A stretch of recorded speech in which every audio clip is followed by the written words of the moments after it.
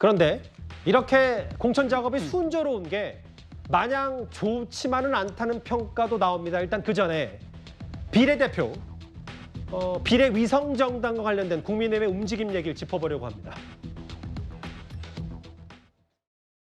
제가 올바르지 못하고 차별적인 표현을 하면 그것을 바로잡는 그런 시간을 한번 가져보려고 하는데요. 우선 위원장님이 제일 먼저 혹시 장애를 앓고 있다가 맞을까요? 장애가 있다가 맞을까요? 우리 당의 회의는 정말 이렇게 바로바로 하는 것 같은데 장애가 있다가 맞지 않겠습니까?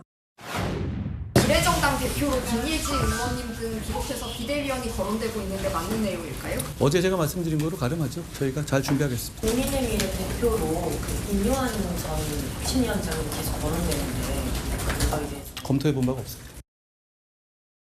여러 김예지 의원마저도 이제 하마평이 오르고 있는데 이건 이제 속보로 들어오면 만나보기라고 설전 변호사님. 네. 한동훈은 되고 이재명은 안 된다.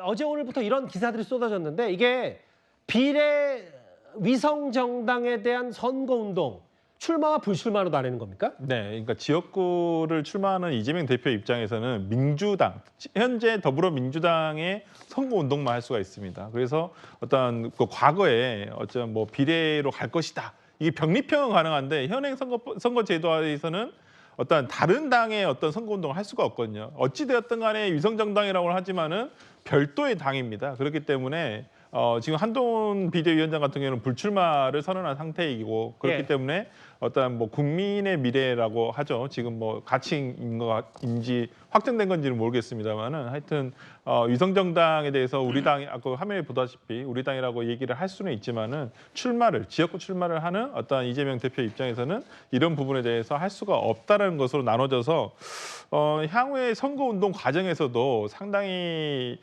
민주당의 비례정당에서는 상당히 이 부분이 참 어찌 보면 이재명 대표의 인기를 등에 업고 가려고 할 텐데 좀 그런 부분에 있어서는 조금 아쉬운 부분이지 않을까라는 생각이 들어서 뭐 한동훈 비대위원장은 상당히 이게 리베로 같은 역할을 할 수도 있겠다라는. 왜냐하면 비례대표로도 출마하지 않겠다라고 얘기했기 때문에 법적인 얘기까지 한동훈 위원장은 되고 이재명 대표는 안 된다. 이 얘기까지 전해드렸다면 앞서 제가 잠깐 언급한 대로 저희 뉴스탑10 5시 20분 시작부터 거의 1시간 넘게 야당의 공천 파열음 얘기를 할 정도로 지금 국민의힘 공천을 두고 잡음도 없지만 감동도 없다는 말이 동시에 나오고 있습니다.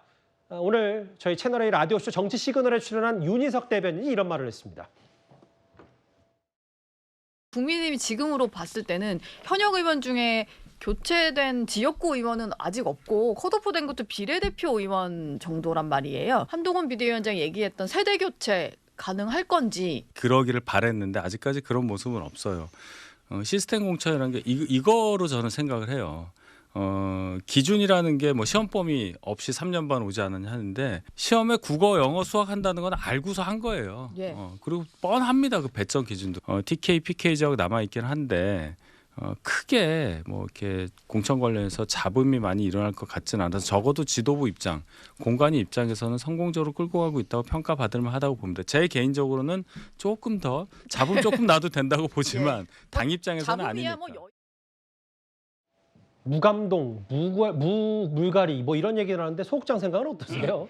이번 이제 총선을 어떻게 볼 건가의 문제랑 사실 관련이 있는데요. 이게 이게 강력한 어떤 감동을 주는 공천 이런 걸 하려면 여야가 좀 이른바 플러스 경쟁을 해가면서 거기에 영입 인재라든지 뭐 앞으로 이제 비례 후보들 좀 더 두고 봐야 되겠습니다만은 그런 측면에서 누가 더 이제 좋은 정책 그리고 어떤 국민에게 감동을 줄 만한 인물들을 후보로 낼 것이냐 이런 경쟁이 돼야 되는데 지금 현재의 우리 정치의 현장을 보면은 그것보다는 어떤 내 사람을 챙기는 거 그리고 어떤 반대편을 잘라내는 거 이런 거 그리고 안정적인 위주 이런 쪽으로만 가고 있는 전체적인 흐름 봤을 때 이번 총선이 뭔가 좀 강한 임팩트가 있는 어떤 변화가 큰 그런 총선은 아닌 것 같습니다. 그래서 전체적으로 좀 뭐랄까요 투표율도 과거에 비해서는 좀 더 떨어지지 않을까? 뭐 저는 이제 개인적으로는 그렇게 보는데 지금 현재 국민의힘 입장에서는 이게 어떤 감동적인 공천이라는 건 뭔가를 약간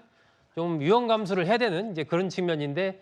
지금 한동훈 위원장이 비대위원장으로 선임되는 과정도 그랬지만 전체적으로 본다면 안정 위주로 가자 뭐 이렇게 이제 가고 있는 것은 맞죠. 이제 그것이 앞으로 민주당이 어떤 변화를 줄 거냐에 따라서 국민의힘이 어떤 또 이른바 물결을 받을 건가 연결이 됩니다. 만약에 민주당에서 이재명 대표가 불출마하거나 알겠습니다. 뭔가 그런 이제 카드를 던지게 된다면 국민의힘으로서도 지금 현재처럼 이렇게 그냥 큰 위기 없이 무난하게 가는 공천보다는 뭔가 새로운 카드를 예. 또 꺼내들어야 되는 상황이 될 수도 있죠. 알겠습니다. 국민의힘 얘기까지 핵심 내용 정리해봤고요. 지금까지 들은 여러분들의 목소리를 만나볼 차례입니다. 첫 번째 댓글입니다. 원로들의 경고장 무겁게 이재명 대표가 받아들여야 된다 했고요. 여론조사가 아니라 그냥 홍보물인 것 같다고 하셨습니다. 8118호 의원에 간 천사호가 핫플이다. 친명 친문 뭐 얘기하신 것 같고요. 내 가죽 아닌 남의 가죽을 벗기는 게 혁신 아닐까. 어제 혁신이라는 표현을 이재명 대표가 저렇게 했는데 반문하셨네요. 마지막 보겠습니다. 선관위는 국민열세 개혁신당 6억 돌려받아야 된다고 했습니다. 댓글 5개 모두 감사드립니다. 앞서 저희가 그 이름이 하나 잘못 나가서요. 홍형선 예비후보 후보 단수 공천으로 한번 바로잡겠습니다.